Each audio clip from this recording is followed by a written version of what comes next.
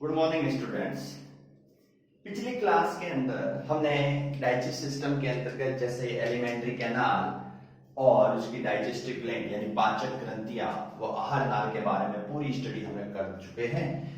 अब उसके बाद में आता है फिजियोलॉजी ऑफ डाइजेशन यानी भोजन का पाचन। फिजियोलॉजी ऑफ डाइजेशन को हमने कितने स्टेप में बांट रखा है? देखिए ये 5 स्टेप है। फर्स्ट जो स्टेप है उसको कहा जाता है इंजेस्टेशन यानी अंतर्ग्रहण। अंतर्ग्रहण के अंतर्गत में क्या होता है, पहले मैं इनको ब्रीफ आपको बता देता हूं। अंतर्ग्रहण के अंतर्गत में क्या होता है कि जो मनुष्य के द्वारा जो खाना है वो उसके मुख में लिया जाता है और मुख के अंदर लिया जाता है और ये मुख से सीधा कहां आएगा? मुख गुहा यानी बक्कल कैविटी के अंदर आता है। और बक्कल कैविटी के अंदर जो दांत पाए जाते हैं, इंसाइजर पाए जाते हैं, कैनाइन्स पाए जाते हैं, ये क्या करते हैं?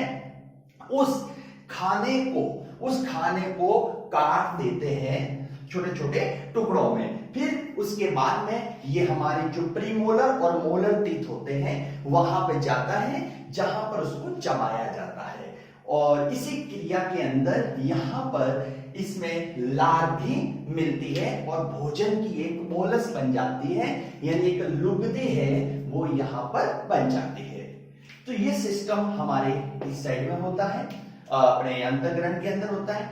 डाइजेशन का अर्थ मैंने पहले भी आपको स्पष्ट कर चुका हूं, फिर भी बता देता हूं कि डाइजेशन क्या होता है कि जो हमारा जो खाना होता है, हमारी जो डाइट होती है, उस डाइट के अंदर क्या क्या होता है? कार्बोहाइड्रेट होती है, फैट होती है यानी वसा होती है, मिनरल्स होते हैं, विटामिन्स होते हैं, न्यूक्लिक एसिड होते हैं। तो ये सारी चीजें होती हैं। तो ये क्या होती है? कॉम्प्लेक्स फॉर्म में पाई जाती है, मजबूत यानी जटिल अणुओं के अंदर ये पाई जाती है। तो उस जटिल अणुओं को, उस कॉम्प्लेक्स मॉलिक्यूल को एक सिंपल मॉलिक्यूल में बदलने की क्रिया को हम डाइजेशन कहते हैं। और ये क्रिया किसके द्वारा होती है? By the help of enzyme. Enzyme के द्वारा होती है। थर्ड स्टेप में हम पढ़ेंगे एब्जॉर्प्शन।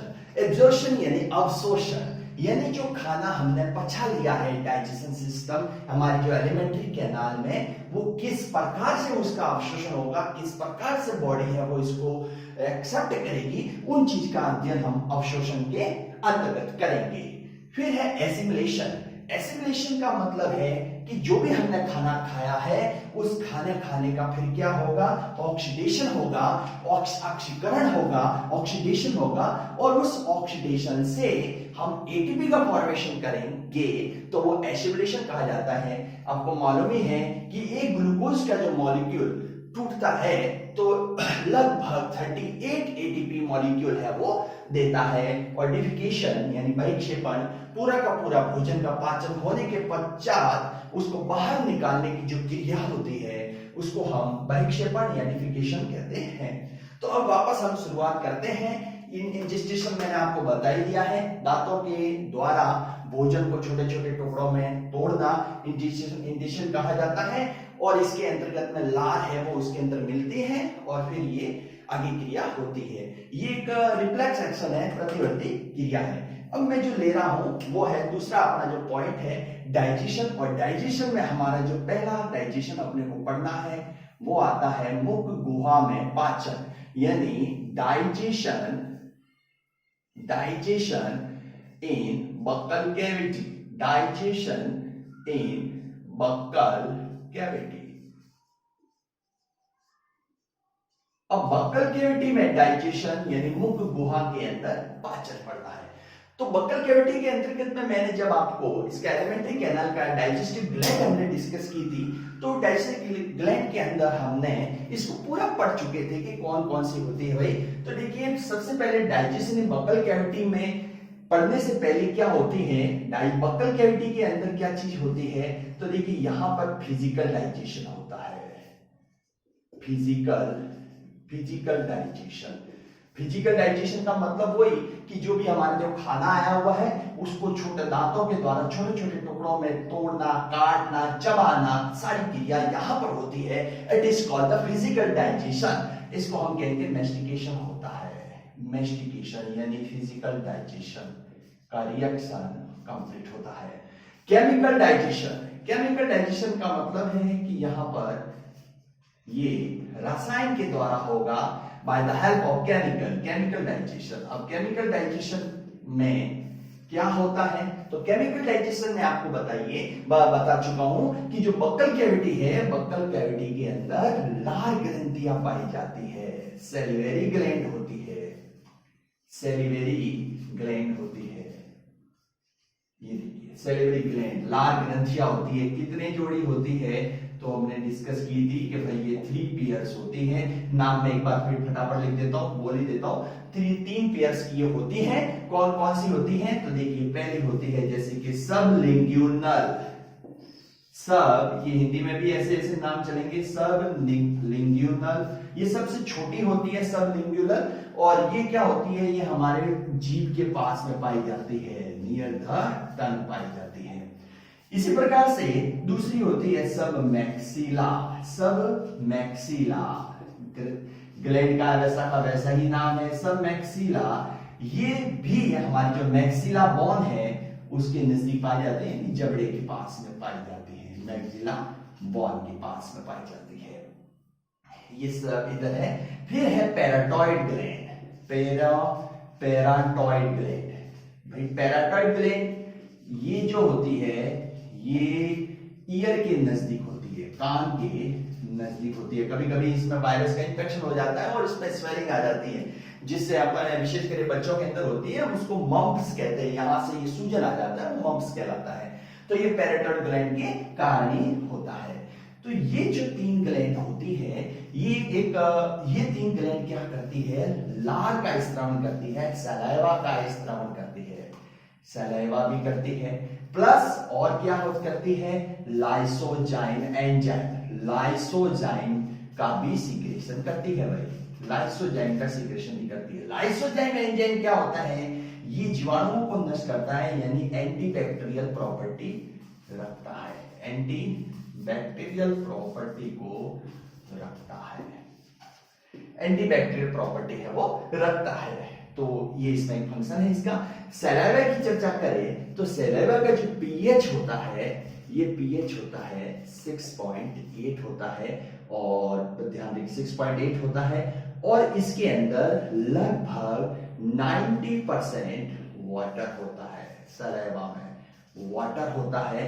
प्लस वाटर होने के साथ साथ इसमें और भी कई सारी चीजें इस सलाइवा में पाई जाती हैं। सलाइवा में जैसे एक एंजाइम पाया जाता है, बहुत इंपॉर्टेंट एंजाइम है, टाइलिन एंजाइम पाया जाता है। इसी को हम एमाइलेज एंजाइम भी कहते हैं, एमाइलेज एंजाइम भी कहते हैं, या इसी को ही हम सेलिवरी एंजाइम भी कहते हैं, सेलिवरी एंजाइम भी इसी का ही नाम है।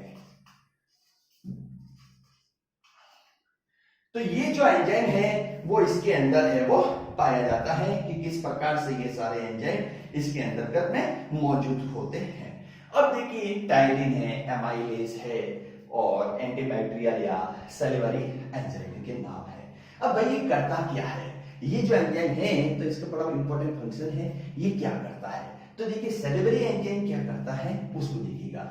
ये क्या करता है, ये हमारा जो स्टार्च होता है, अपना जो खाना होता है स्टार्च, उस स्टार्च को माल्टोज में परिवर्तित करता है, स्टार्च को माल्टोज में परिवर्तित करता है। और परिवर्तित करने का फंक्शन किसका होता है, तो ये हम कहेंगे भाई ये हमारा कौन सा एंजाइम है, टाइलिन होता है, टाइलिन एंजाइम के द्वारा ये होता है। लेकिन एक बात और बता दूं, ये पूरा का पूरा नहीं होता, लगभग 30% तक ये कन्वर्जन स्टार्च का यहां पर होता है।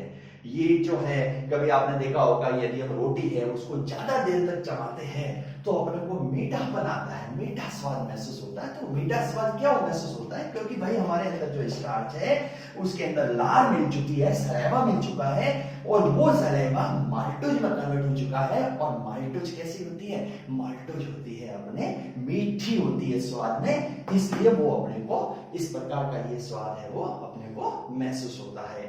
तो ये इसका फंक्शन है, स्टार्च है वो माल्टोज में कन्वर्ट हो जाता है। तो ये आपको इसमें ध्यान रखना है। एक बात और, जब भोजन के साथ में, जब हमारा डाइट है उसके साथ में भोजन लार मिल गई है और भोजन लस लसा हो जाता है, तो अब उसके बाद में हम उसको बोलस कहेंगे। बोलस बन जाती है, बोलस का मतलब लुगदी बन जाती है, भोजन की लुगदी बन जाती है, बकल कैविटी के अंदर बन जाती है। बकल कैविटी के अंदर जो है भाई खाना है छोटे छोटे टुकड़ों में तब्दील हो चुका है, उसके अंदर लार मिल चुकी है, एक और एक प्रकार के चिपचिपे फॉर्म में एक लुगदी के रूप में होता है, जिसको बोलस कहा जाता है। तो ये सारा सिस्टम यहाँ पर होता है हमारे डाइजेशन इन बकल कैविटी के अंतर्गत। इसके बाद में बकल कैविटी यानी मुख गुहा के अंतर्गत ये सारी चीजें होती है। मुख गुहा के बाद हमारा भोजन है वो ग्रसनी से होता हुआ, फेरिंक्स हम जानते हैं कि जस्ट इसके नीचे देखिए, जैसे ये आ गई हमारा मुख आ गया ये, ठीक है, ये सारी घटना यहाँ पर हुई है और यहाँ से ये हमारा फेरिंक्स लगता है, ये देखिए इधर फेरिंक्स होता है, तो फेरिंक्स से होता हुआ ये फेरिंक्स व इसोफेगस, फेरिंक्स व इसोफेगस से यानी गर्शिका, इसोफेगस गर्शिका से होता हुआ, गर्शिका से होता हुआ ये जो हमारा भोजन है वो कहां पर जाएगा, ये हमारा भोजन अपने नीचे कौन सा अंग होता है, आमाशय यानी स्टोमक के अंदर जाता है। एक बात और ध्यान रखिएगा, इसोफेगस में किसी भी प्रकार का कोई एंजाइम यहाँ पर नहीं पाया जाता। इसोफेगस में कहीं पर कोई एंजाइम यहाँ पर नहीं पाया जाता, ठीक है, एंजाइम नहीं पाया जाता। और जब एंजाइम नहीं पाया जाता है तो यहाँ पर किसी भी प्रकार का डाइजेशन है वो नहीं होता। पूछ लेते हैं कि भाई एलिमेंट्री कैनाल का कौन से पार्ट्स के अंदर है वो डाइजेशन नहीं होता या क्यों नहीं होता, तो वो ग्रसिका यानी इसोफेगस के अंदर नहीं होता, क्योंकि यहाँ पर जो एंजाइम है वो नहीं पाए जाते। अब यहां से जो भोजन, हमने भोजन को क्या कहा, भोजन जो हमें बकल कैविटी में था, बकल कैविटी से हमने हमारा जो खाना है, भोजन है, वो कहां पहुंच गया, इसोफेगस से कहां पहुंच गया, स्टोमक में पहुंच गया। तो इस रिएक्शन, इस क्रिया को हम डिग्लूटेशन कहते हैं। डिग्लूटेशन कहते हैं यानी भोजन को निगलना। और भोजन को निगलना डिग्लूटेशन में यहाँ पर कौन से, किसके द्वारा होगा, गुलेट के द्वारा। मैंने आपको बता रखा है कि भाई ये फूड पाइप है और एक विंड पाइप होता है, तो फूड पाइप पे जो स्ट्रक्चर्स होता है, पिछली क्लास में किया था, फूड पाइप पर जो स्ट्रक्चर्स होता है तो उसको गुलेट कहते हैं, और गुलेट के द्वारा ये भोजन यहाँ पर आता है। तो ये जो सिस्टम है ये हमारा किसमें हो जाता है, डाइजेशन इन बकल कैविटी, ठीक है। नेक्स्ट डाइजेशन हम पढ़ेंगे डाइजेशन इन स्टमक, वो हमारी नेक्स्ट क्लास के अंदर होगा। Thank you.